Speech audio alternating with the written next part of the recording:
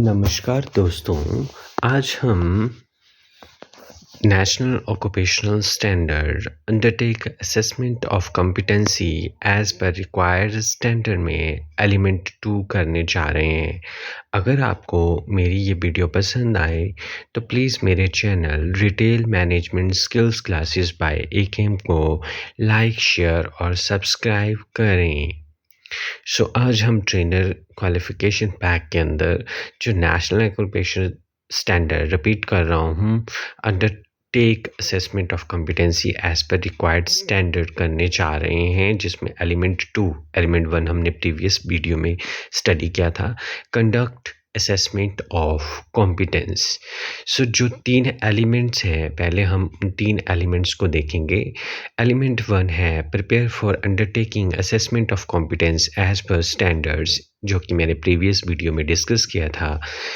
Element 2 conduct assessment of competency. Element 3 document assessment results and verify and submit evidences. आज हम study करेंगे element 2 conduct assessment of competency. Performance criteria है element 1 के अंदर conduct, element 2 के अंदर, sorry यहाँ पे गलती से लिख दिया है एलिमेंट, लिख दिया है गलती से। यहाँ पे एलिमेंट 2 है, ठीक है। कंडक्ट असेसमेंट ऑफ कॉम्पिटेंसी, ठीक है।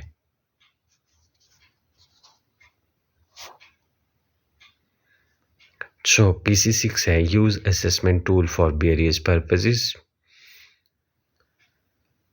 पर्पसेस में evaluate level of competency, evaluate learning retention, monitor learner progress against programme and session objectives, identify learner learning needs against required curriculum, provide feedback to learner or progress, create development plan for further learning, assess learning style, assess learner's soft skills.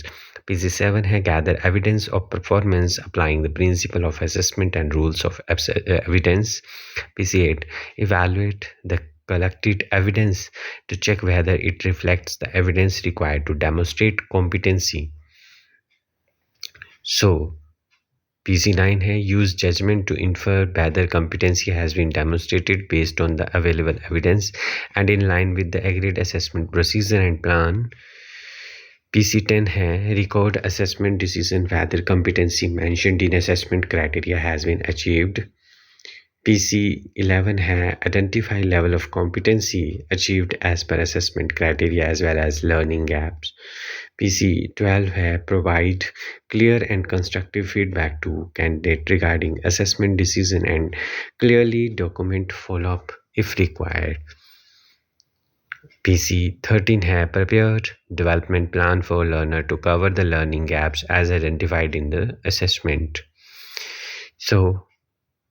Identify learning needs against required curriculum is another purpose of assessment. By conducting, trainer will be able to assess the level of understanding of the students. Learners की क्या need है, learning needs कितना उसका level है, जैसे हमने study भी किया था, तो हम उसी के अकॉर्डिंग जो है अपने करिकुलम को का सेशन प्लान उसी तरह से मॉडिफाई करते हैं। नाउ असेसमेंट का मेन पर्पस ये भी है कि लर्नर कितने लेवल तक सीखा है। बाय कंडक्टिंग द असेसमेंट एक ट्रेनर को लेवल ऑफ अंडरस्टैंडिंग स्टूडेंट्स की असेस करने का मौका मिलता है। Assessment help to provide feedback to learner, ठीक है। असेसमेंट जो है वो एक लर्नर को फीडबैक भी देती है कि उसको उसकी परफॉर्मेंस के ऊपर कि जो पर्टिकुलर ट्रेनिंग के ऑब्जेक्टिव हैं वो आपने जो स्टैंडर्ड्स हैं जो मैच करने हैं वो कितने हद तक आपने कवर अप कर लिए हैं, कितनी अंडरस्टैंडिंग लेवल आपका है। Now assessment not only provide feedback about the learner but also about the trainer. Trainer के लिए भी एक फीडबैक रहता है कि जो ट्रेनर असेसमेंट ले रहा है अपने डेवलपमेंटल प्लान में क्या उसने जो करिकुलम का जो सेशन प्लान है उसमें क्या चेंजेस लाए ताकि बेटर अंडरस्टैंडिंग एक ट्रेनीज की हो सके। Assessment help in finding the different learning styles of the training present in the training which will help the trainer to plan the session accordingly. So assessment से कहीं ना कहीं हमें ये भी आइडेंटिफाई करने का मौका मिलता है, ठीक है, कि हमारे यहाँ पे कितने टाइप के लर्नर स्टाइल्स के डिफरेंट लर्निंग स्टाइल के ट्रेनिंग्स प्रेजेंट हैं। सो अपने सेशन प्लान को उसी की तरह से मॉडिफाई किया जा सके। नाउ इन प्रोफेशनल ट्रेनिंग, अगर हम professional training soft skills have its own importance. So an assessment not only help a person to improve communication skills, help करता है, but also problem solving, attitude, team work, ठीक है, skills है ना, area of improvement, etiquettes, ये भी improve करने में हेल्प करती हैं। Now, PC7 has gathered evidence of performance applying the principle of assessment and rules of evidence.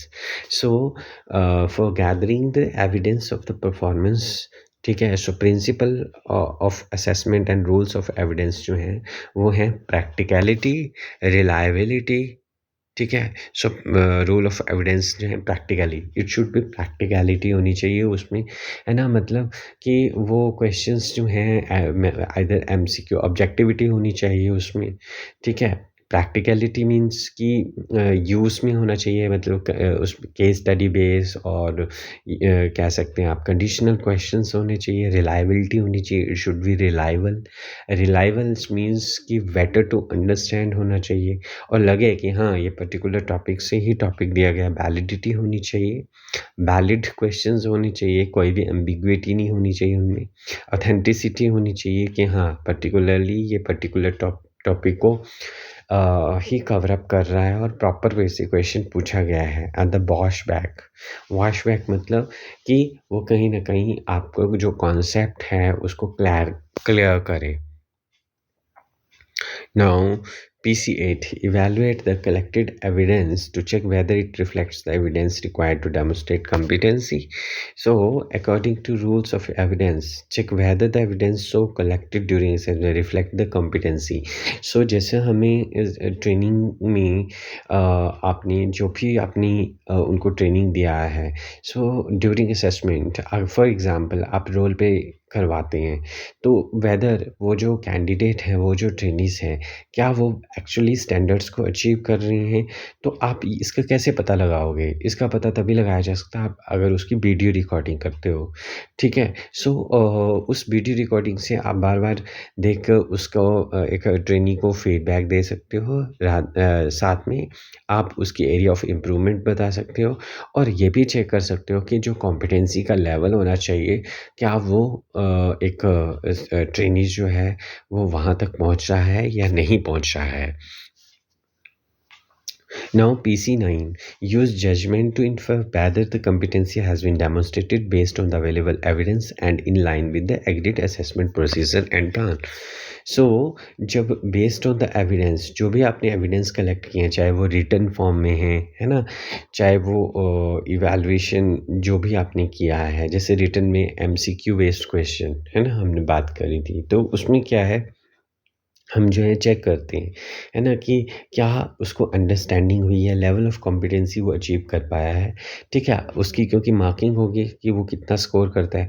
Where as in case of viva, है ना, वाइवा की अगर बात करें, ओरल एग्जामिनेशन की बात करें, या रोल प्लेस की बात करें, या प्रेजेंटेशन की बात करें, तो आप उसके केस में वीडियो रिकॉर्डिंग रख सकते हैं और वीडियो रिकॉर्डिंग के बेस पे आप चेक कर सकते हैं कि लेवल ऑफ कॉम्पिटेंसी वो अचीव कर रहा है या नहीं कर रहा है। और जो भी आपने प्रोसीजर असेसमेंट के लिए अप्लाई किया है, वो आपके प्लान के अकॉर्डिंग है और असेसमेंट जो है उसके अकॉर्डिंग है, जो प्रोसीजर एक्चुअल में फॉलो होना है, ठीक है। सो दैट कि आप डिज़ायर लेवल ऑफ आउटकम्स एक ट्रेनर जो है वो पा सके, जो कि एक ट्रेनिंग के लिए डिज़ायर्ड जो ऑब्जेक्टिव सेट किए हुए हैं। Now PC10 record assessment decision whether competency mentioned in assessment criteria has been achieved. सो जो भी असेसमेंट का ट्रेनीज़ के असेसमेंट का रिकॉर्ड है वो आपने मेंटेन करना है ना, उसको इंटरप्रेट करना है और डिसीज़न लेना है उसके ऊपर कि कितने लेवल तक की वो कॉम्पिटेंसी या आउटकम वो दिखा रहा है ना? कितना स्टैंडर्ड ऑफ लेवल वो अचीव कर रहा है एक ट्रेनिंग, है ना? सो इसके बेस पे आप उसको फीडबैक भी दे सकते हो और आपके लिए भी एक फीडबैक आ जाता है। PC लेवल में identify the level of competency achieved as per the assessment criteria as well as learning gaps. So जो भी आपने रिकॉर्ड असेसमेंट का कंडक्ट किया है, जो भी आपने लिया है, तो उस रिकॉर्ड के बेस पे आप चेक कर सकते हो जो भी क्राइटेरिया सेट किए थे आपने उस असेसमेंट को लेने के लिए, चाहे वो फॉर्मेटिव थी या समेटिव थी। सो आप इस क्राइटेरिया के बेस पे चेक कर सकते हैं कि एक लर्नर्स या जो ट्रेनी है उसमें कहाँ पे आपका गैप रह गए हैं, लर्निंग गैप्स रह गए हैं, कौन-कौन सी एरिया की उसको इम्प्रूवमेंट की ज़रूरत है ना? कहाँ पे उसकी स्किल, एटीट्यूड और नॉलेज की ज़रूरत है ना? सो इसके बारे में वो आप आइडेंटिफ़ाई ईज़िली कर सकते हो। Now, PC12 have provide clear and constructive feedback to the candidate regarding the assessment decision and clearly document follow-up if required. So, आप जो हैं assessment के जो conduct करने जा रहे हो, है ना? So, उसमें जो feedback दोगे आप वो that should be constructive. ठीक है? सो उसमें क्या है कंस्ट्रक्टिव फीडबैक में आपको क्या करना होता है कि एक ट्रेनीज़ के फॉर एग्ज़ाम्पल मैं एक ट्रेनी को एक on the basis of assessment constructive feedback देने हैं। तो जिस तरह से कंस्ट्रक्टिव फीडबैक मीन्स क्या होता है कंस्ट्रक्शन वर्ड से डिराइव हुआ है वर्ड। सो क्या है कि कंस्ट्रक्शन में क्या होता है एक ईंट की लेयर आती है ना? फिर दूसरे दीवार के लिए दूसरी लेयर आती है। तो स्टेप बाय स्टेप प्रोसीजर है ना? कि आप ना हर स्टेप पे उसको क्या है पॉज़िटिव एस्पेक्ट्स बताओ उसके, देन जो उसकी वीकनेसेस हैं उसको इम्प्रूव करने की बात करो। देन फिर से असेस करो उसको उसी सेम ग्राउंड पे, है ना? देन फिर उसमें वीकनेसेस निकालो। इस तरह से स्टेप बाय स्टेप उसकी एरिया ऑफ इम्प्रूवमेंट्स बताते जाओ, उनको जो सजेशन है वो देते जाओ। जिससे क्या है उसके बिहेवियर, उसके प्रोसेस, उसके वर्किंग स्किल, उसमें स्किल्स में, नॉलेज में इम्प्रूवमेंट डेफ़िनेटली होगी। सो इससे क्या होता है कि कहीं न कहीं जो है वो बेटर प्रोग्रेस देखने को मिलता है। और इसके साथ-साथ असेसमेंट जो भी आपने असेसमेंट डिसीज़न दिए हैं, है ना? उसको डॉक्यूमेंट करके रखो ताकि आप आने वाली असेसमेंट में उसके लेवल ऑफ इम्प्रूवमेंट चेक कर सको एक ट्रेनीज़ की। PC13 prepare development plan for learner to cover the learning gaps as identified in the assessment. So जो assessment आपने ली थी, है ना? सो उसके बेस पे देखो कि लर्नर में कौन सी वीकनेस एरिया रहे हैं, कहाँ उसको इम्प्रूवमेंट की ज़रूरत है। ठीक है? सो उन लर्निंग गैप्स को कैसे आप फुलफ़िल कर सकते हैं, तो वो जो आपने असेसमेंट के बेस पे फाइंड आउट किए हैं, तो आप जैसे एज़ ए ट्रेनर आप सेशन प्लान में कुछ चेंजेस ला सकते हो या फिर आप ट्रेनिंग के ऑब्जेक्टिव में कुछ मॉडिफ़िकेशन कर सकते हो सो दैट कि अल्टीमेटली ट्रेनिंग के आउटकम्स अचीव हों। So hope you understand the element 2 कि किस तरह से आपने असेसमेंट कंडक्ट करनी है। अगर आपको मेरी ये वीडियो पसंद आई है तो प्लीज़ मेरे channel detail management skill classes bye AKM को लाइक शेयर और सब्सक्राइब ज़रूर करें। Thank you.